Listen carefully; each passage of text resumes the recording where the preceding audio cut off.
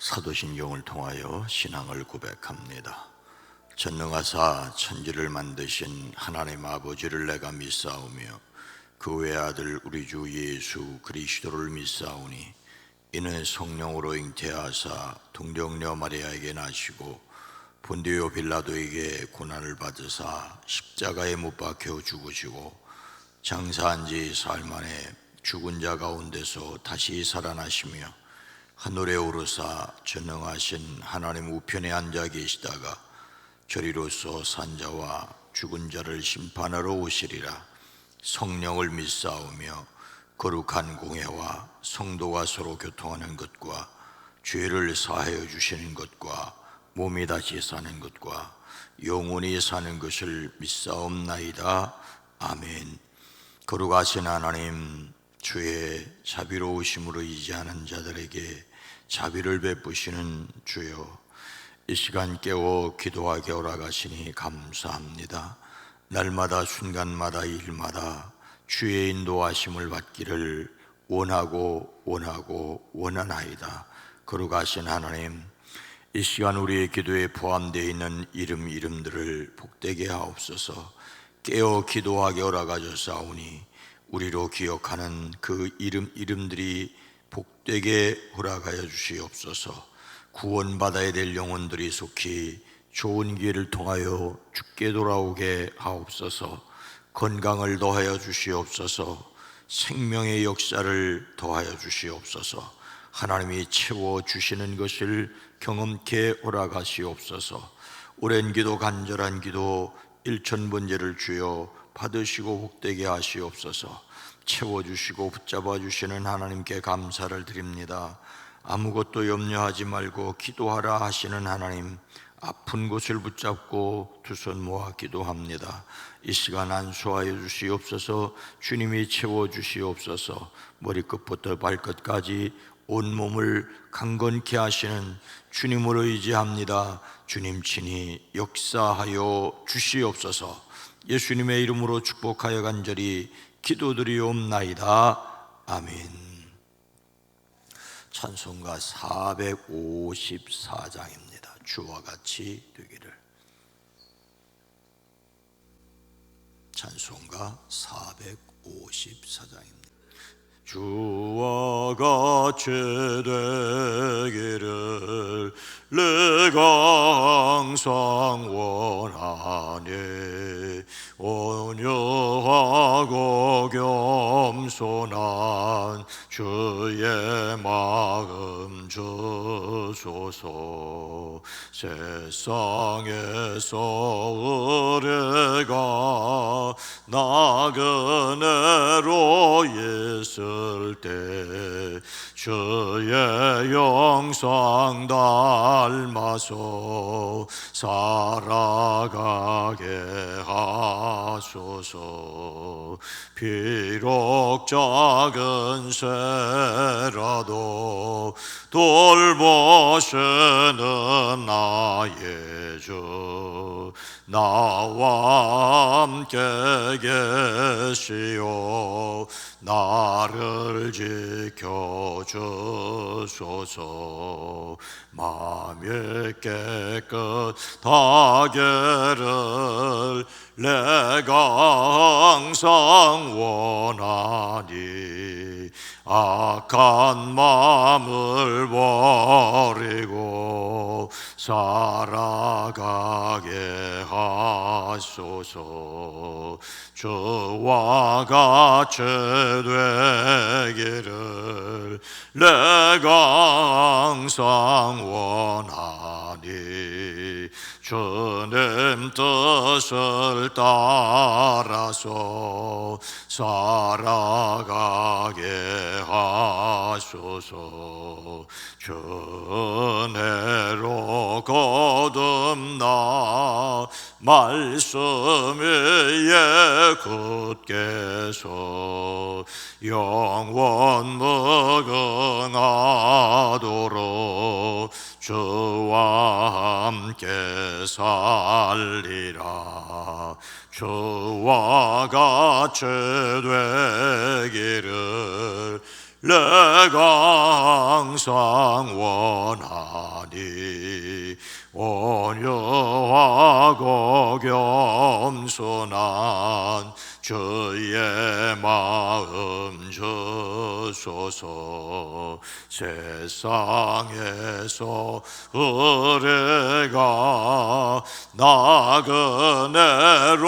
있을 때 주의 영상 닮아서 살아가게 하소. 주와 같이 되기를, 주와 같이 되기를 내가 항상 원하니 주님 뜻을 따라서 살아가게 하소서. 전해로 거듭나 말씀 위에 굳게서 영원 무궁하도록 주와 함께 살리라.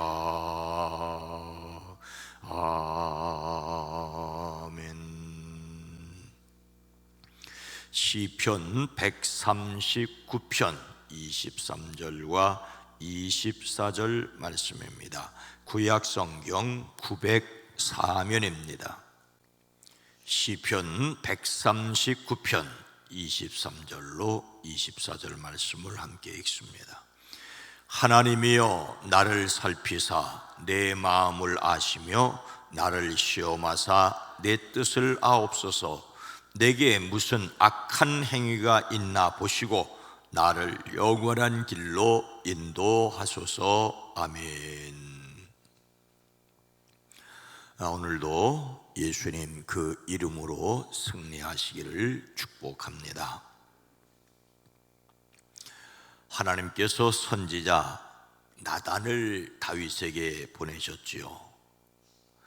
나단은 다윗을 찾아와 이런 이야기를 하였습니다.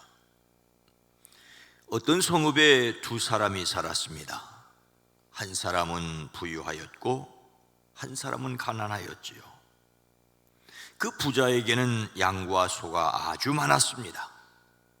그러나 그 가난한 사람에게는 사다가 키우는 어린 암양 한 마리밖에는 아무것도 없었습니다. 그는 이 어린 양을 자기 집에 길렀습니다. 그래서 그 어린 양은 그의 아이들과 함께 자랐습니다. 어린 양은 주인이 먹는 음식을 함께 먹고 주인의 잔에 있는 것을 함께 마시고 주인의 품에 안겨서 함께 잤습니다. 이렇게 그 양은 주인의 딸과 같았습니다.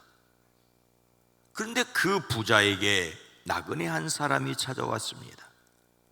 그 부자는 자기를 찾아온 손님을 대접하는데 자기의 양떼나 소떼에서는 한 마리도 잡기가 아까웠습니다. 그래서 그는 그 가난한 사람의 어린 암양을 빼앗아다가 자기를 찾아온 사람에게 대접하였습니다. 다윗은 나단의 이 이야기를 듣고 그 부자가 못마땅하여 몹시 분개하면서 나단에게 말하였습니다. 주님께서 확실히 살아계심을 두고 맹세하지만 그런 일을 한 사람은 죽어야 마땅합니다. 또 그가 그런 일을 하면서도 불쌍히 여기는 마음이 전혀 없었으니 그는 마땅히 그 어린 암양을 4배로 갚아 주어야 합니다. 나단이 다윗에게 말합니다. 임금님이 바로 그 사람입니다. 임금님이 바로 그 사람입니다. 하나님께서 이렇게 말씀하십니다. 내가 너에게 기름을 부어서 이스라엘의 왕으로 삼았고 또 내가 사울의 손에서 너를 구원하여 주었다. 나는 내 상전의 왕궁을 너에게 넘겨주고 내 상전의 아내들도 내 품에 안겨주었고 이스라엘 사람들과 유대 나라도 너에게 맡겨주었다. 그것으로도 부족하다면 내가 내게 무엇인지 더 주었을 것인다. 그런데도 너는 어찌하여 나의 말을 가볍게 여기고 내가 악하게 여기는 일을 하였느냐? 너는 햇사람 우리아를 전쟁터에서 죽이고 그의 아내를 빼앗아 내 아내로 삼았다. 너는 그를 암몬 사람의 칼에 맞아 죽게 하였다. 너는 이렇게 나를 무시하여 햇사람 우리아의 아내를 빼앗아다가 내 아내로 삼았으므로 이제부터는 영영 내 집안에 칼부림이 떠나지 않을 것이다. 하나님께서 나단을 통하여 다윗에게 또 말씀하십니다. 내가 너의 집안에 재앙을 일으키고 내가 보는 앞에서 내가 너의 아내들도 빼앗아 너와 가까운 사람에게 주어서 그가 대낮에 너의 아내들을 욕보이게 하겠다. 너는 비록 몰래 그런 일을 하였지만 나는 대낮에 온 이스라엘이 보는 앞에서 이 일을 하겠다. 다윗이 나단에게 자백합니다. 내가 주님께 죄를 지었습니다. 나단이 다윗에게 말합니다. 주님께서 임금님의 죄를 용서해 주실 것입니다. 그러므로 임금님은 죽지는 않을 것입니다. 그러나 임금님은 이번 일로 주님의 원수들에게 비방거리를 주었으니 밧세바와 임금님 사이에서 태어난 아이는 죽을 것입니다.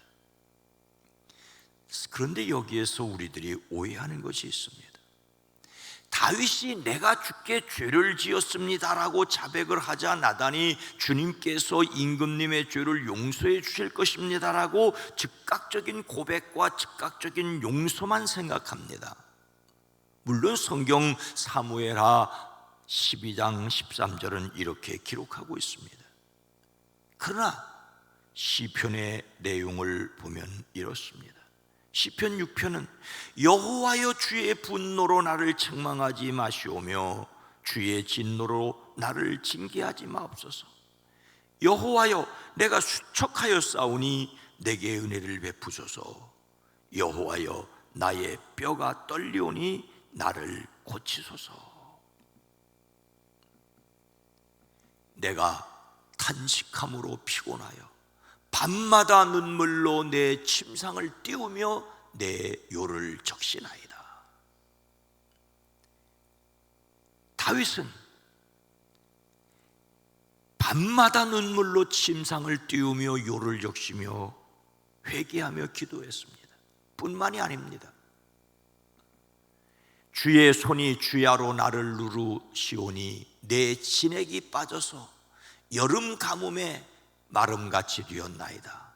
내가 이르기를 내 허물을 여호와께 자복하리라 하고 주께 내 죄를 아뢰고 내 죄악을 숨기지 아니하였더니 곧 주께서 내 죄악을 사하셨나이다. 시편 32편입니다. 마치 그가 토설하지 않을 때에 주님이 눌러 진액이 빠져나가 여름 가물에 마름같이 되었다라고 하는 것입니다. 다윗의 회개하는 회개는 철저한 고통 속에서 철저하게 이루어졌다고 하는 것을 우리는 기억해야 합니다. 다윗은 하나님께서 그를 살피어 그의 무엇을 아시고 그를 시험하여 그의 무엇 아시기를 기도하였습니까? 하나님이여 나를 살피사 내 마음을 아시며 나를 시험하사 내 뜻을 아옵소서. 하나님께서 자신을 낱낱이 살펴보시고 그의 마음을 알아주시기를, 철저히 시험해 보시고 걱정하는 바를 알아주시기를 기도하였습니다. 하나님께서 자신을 살펴주실 것과 인도해 주실 것을 다윗은 간구합니다. 하나님이 자신을 알아보아 주시기를 간구합니다. 자신을 아신다고 철저히 믿었습니다. 하나님이 그를 어떻게 아십니까?